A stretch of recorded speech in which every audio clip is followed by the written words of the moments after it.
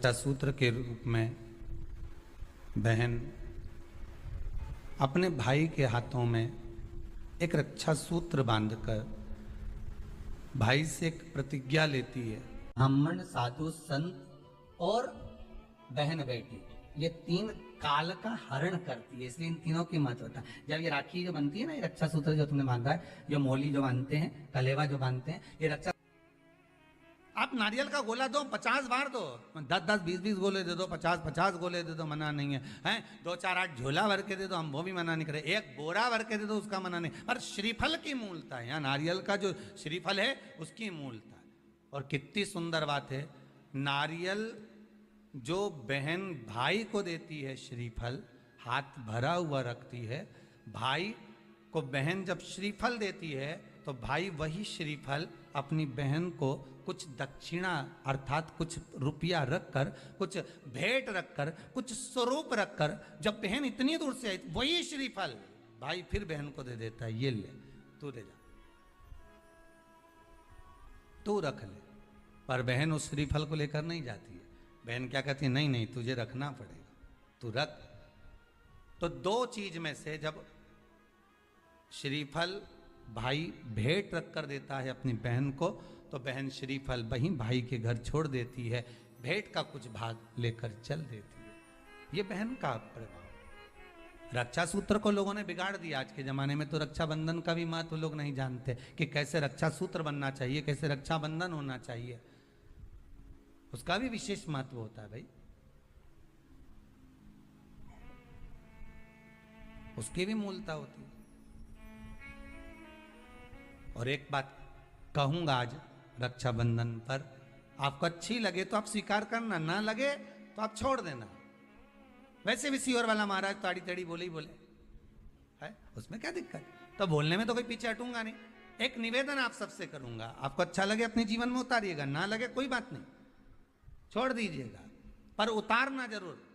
बहन से प्रॉपर्टी के चक्कर में कितना भी झगड़ा चल रहा हो, बहन का भाई से एक मकान के चक्कर में कितना भी झगड़ा चल रहा हो, संपदा के चक्कर में कितना भी झगड़ा चल रहा हो, तो भी निवेदन करूंगा, बहन और भाई तुम खूब लड़ो प्रॉपर्टी और जमीन के लिए, पर रक्षाबंधन के दिन कम से कम एक दूसरे के नहीं भी जाओ तो फोन लगाकर जीजी और बहन भाई से, भाई बहन से एक बार तो बात कर लो, क्योंकि धन अपनी जगह रह जाएगा साहब। वहां धन नहीं जाने वाला, आपका व्यवहार जाने वाला, आपका प्रेम जाने वाला। माना उसने कुछ भी करा हो, अदालत में केस लगा दिया हो, 25 केस चल रहे हो अदालत में, 50 बार तुम्हें पेशी पर जाना पड़ रहा हो, 50 बार झगड़े हो गए, 50 बार तलवार लेकर खड़े हो गए, डंडे लेकर खड़े हो गए, एक दूसरे को मारने को तैयार हो गए, पर निवेदन है, एक माता के गर्भ से तुम जन्मे हो, कम से कम उस माता के दूध का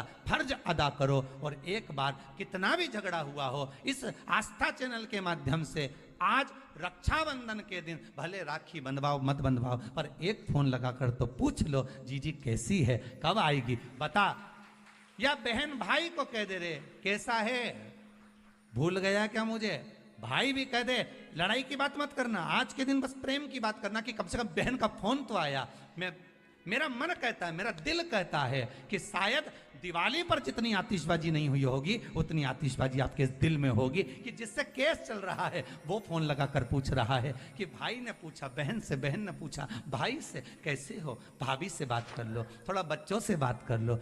माना अदालत में देखा जाएगा, लड़ाई झगड़े सब होंगे, सब कुछ होगा, कौरव और पांडवों की कथा तो देखो रे कितनी सुंदर है।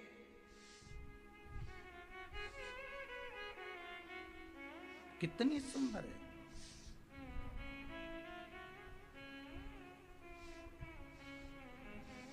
पांडवों की बहन सुभद्रा राखी बांधने कौरवों को जाती है, कौरवों की बहन राखी बांधने के लिए पांडवों को जाती है। जरा विचार करिए,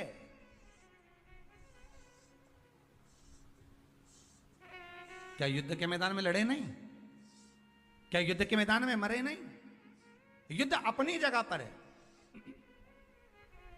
लड़ाई नारियल जो बहन भाई को देती है, श्रीफल हाथ भरा हुआ रखती है, भाई को बहन जब श्रीफल देती है तो भाई वही श्रीफल अपनी बहन को कुछ दक्षिणा अर्थात कुछ रुपया रखकर, कुछ भेंट रखकर, कुछ स्वरूप रखकर, जब बहन इतनी दूर से आई वही श्रीफल भाई फिर बहन को दे देता है, ये तू ले।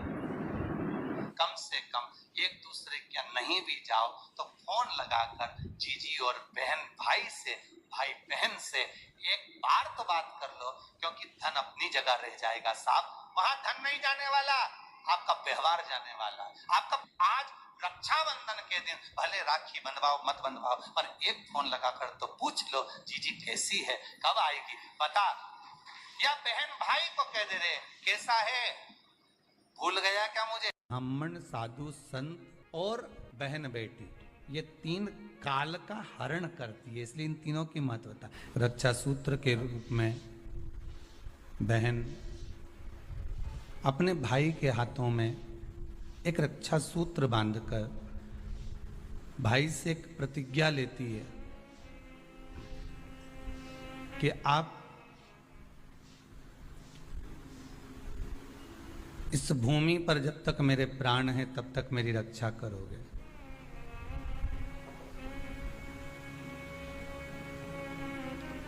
कोई बहन अपने भाई के ऊपर कोई बीमारी नहीं देख सकती, कोई रोग नहीं देख सकती, और ना भाई बहन को रोगग्रस्त देखना चाहेगा। रक्षाबंधन के पहले अपनी अपनी ननद के पास जरूर लगाओ और फोन लगाकर बोलो जीजी कब आएगी तू, सुन साड़ी माड़ी लेकर मत आना, या अलमारी भरी पड़ी है मेरी साड़ियां पहन लेना। क्यों, किस लिए, कारण क्या है, क्यों? माता लक्ष्मी जी ने जाकर राजा बलि की धर्म पत्नी के वस्त्र को क्यों लिया था? लक्ष्मी जी के भाई हैं राजा बलि, क्यों लिया? ऐसा वस्त्र में क्या था? क्यों कहा जाता है जीजी मेरी साड़ी पहन लो? क्यों भाभी कहती है ननद से लो मेरी साड़ी पहन लो, लो मेरी साड़ी पहन लो, क्यों कहती है? तीन काल को हरने वाले होते हैं। पहले नंबर पर संत, ब्राह्मण, साधुजन, गुरुजन जब तुम्हारे दरवाजे पर आते हैं तुम्हारा काल हर लेते हैं। दूसरे नंबर पर है गौ माता, गाय को जब हम रोटी देते हैं गौ माता हमारे काल को हर लेती है। तीसरे नंबर पर है बहन बेटी, जब हमारे यहाँ आती है और हम कह देते हैं जीजी ये मेरी साड़ी है पहन लो, घर से साड़ी लेकर मत आना, जब हम उसको साड़ी पहनने को दे देते हैं तो एक ननन बहन बेटी ऐसी होती है जो अपने भाई के घर के काल को भी हर लेती है, वो बहन बेटी होती है। पर आप में से कई माताएं ऐसी भी बैठी है जो अपनी एक साड़ी नहीं दे, और अगर ननन पहन लेना तो 25 बार के बता दे जी जी मेरी है, जी जी अच्छे से बैठो साड़ी फट जाएगी मेरी है।